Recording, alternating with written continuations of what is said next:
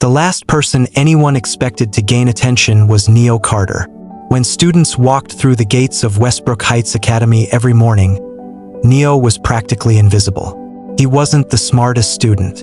He wasn't the richest. He wasn't the most athletic. And he definitely wasn't the most popular. Most people only knew him as the quiet teenager who always sat near the back of the classroom wearing the same faded jacket. The jacket had once belonged to his father. The father who had disappeared when Neo was only 8. Neo's mother worked 3 jobs just to keep food on the table. Some nights she returned home so exhausted she fell asleep sitting upright on the couch. Yet every morning she smiled and told Neo the same thing. Never let your circumstances introduce you before your character does. Neo didn't fully understand those words. Not yet. Across campus, Anaya Whitmore lived a completely different life. Anaya was beautiful, confident, and effortlessly popular. Her father owned a chain of luxury hotels across major cities.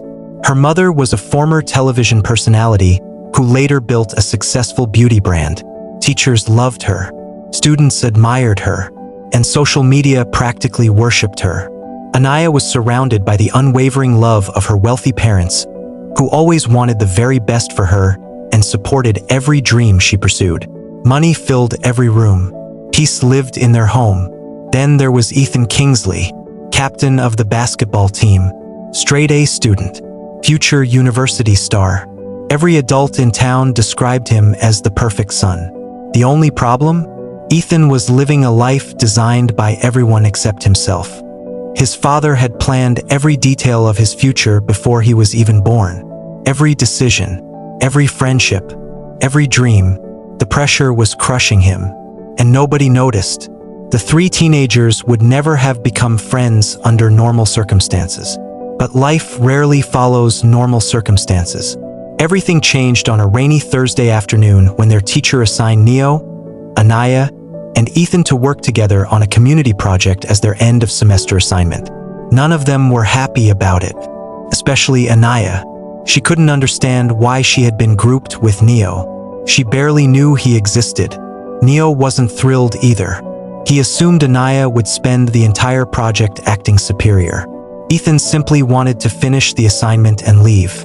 Instead, the project changed all of their lives. What began as a school requirement slowly became an unlikely friendship. The first meeting didn't feel like the beginning of anything important. Felt like a mistake. They were assigned to a corner room in the old arts building, quiet and far from the main campus buzz, a place where they met for their group assignment. A long table sat in the middle, as if it had been waiting years for someone to finally use it again. Neo arrived first. He chose a seat near the window without thinking. Rain traced slow lines down the glass, blurring the world outside. He pulled out a notebook, not because he had anything to write, but because it gave his hands something to do. Then Anaya arrived.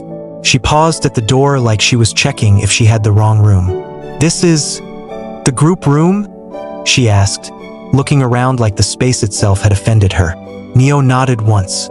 "Yeah." Anaya exhaled softly, stepped in, and placed her bag on the table like she was placing it on a stage she didn't want to perform on. "You're Neo, right?" she asked. "Yeah." A pause. Then she added, "Cool. Not warm, not rude, just distant." Ethan came in last. His eyes flicked briefly over both of them. Walks in and drops his sports bag beside a chair. "Let's just finish this fast," he said. That was the introduction. No smiles, no small talk, just 3 different worlds forced into one room. The first week was a disaster. They argued about everything: topic selection, research roles, even the font for their presentation slides. Anaya wanted something impactful and visually strong. Ethan wanted something simple and efficient. Neo suggested something realistic and easy to finish. Anaya turned to him. "That's basically the same thing Ethan just said, but less confident." Ethan smirked. "He's not wrong though." Neo didn't respond. He just wrote things down. That was his way: observe, absorb, survive. But something strange started happening in between the arguments.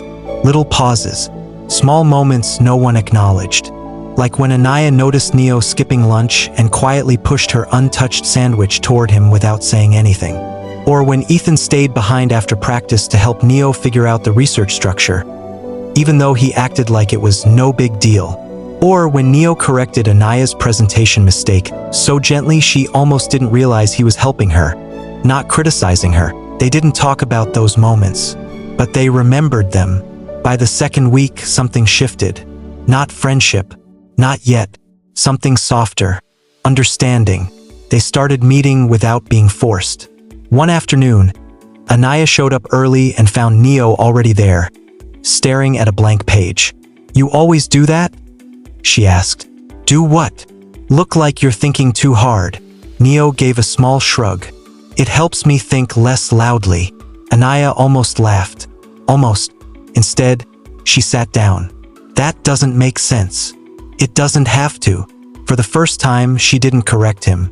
Ethan changed too, though he tried not to show it. One day, after practice, he arrived late and found Neo alone. Anaya hadn't come yet. Ethan dropped his bag and leaned against the table. "You ever feel like your whole life is already written?" Neo looked up slowly. "That sounds like a rich people problem," he said. Ethan gave a dry laugh. "It is." Silence stretched between them. Then Neo said quietly, "Mine feels unwritten, like someone tore the pages out." That hit differently. Ethan didn't respond right away. For once, he didn't have a prepared answer. By the third week, whispers. At first, she thought she was imagining it. The way conversations would pause when she walked past. The way laughter would start a second too late behind her back. Then it became clearer. Her so-called friends, girls she had known since orientation week, had started acting differently. They still smiled at her in hallways, but their eyes didn't. One afternoon, she heard it clearly. She was standing near the lockers when she caught her name.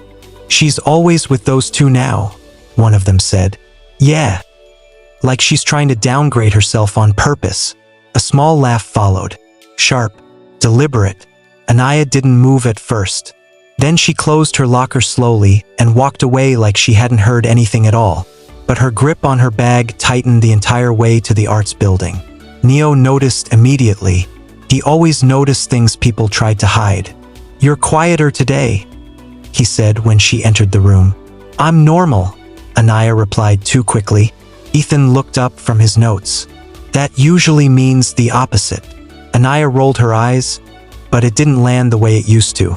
She sat down, opened her laptop, and stared at the screen without typing. Neo didn't push. He just slid a printed page toward her. Her part of the research, clean, corrected, improved without her asking. "You fixed it?" she asked softly. "You left gaps," he said. "I filled them." Something in her expression shifted. Not gratitude. Something deeper. Like being seen without having to explain herself. The next day, it got worse. She walked into class and felt it instantly. The shift. The stares. The silent judgment. Someone whispered, "That's her." Another added, "The one always with the quiet boy and the athlete." Anaya kept her head high, but her chest felt tight. By lunchtime, she sat alone.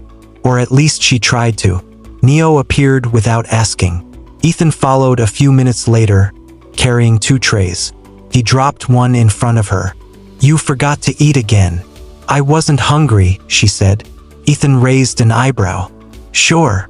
Neo sat beside her without a word. And just like that, the empty table didn't feel empty anymore. People noticed. Of course they did. And people talked. By the end of the week, the shift became public. It wasn't just whispers anymore. It was labels. "She thinks she's special now. Acting like she belongs with them. Look at her. Walking with Neo like that." Anaya heard it all. So did Ethan. Neo pretended not to, but he never let her walk alone anymore. Even when she said she was fine.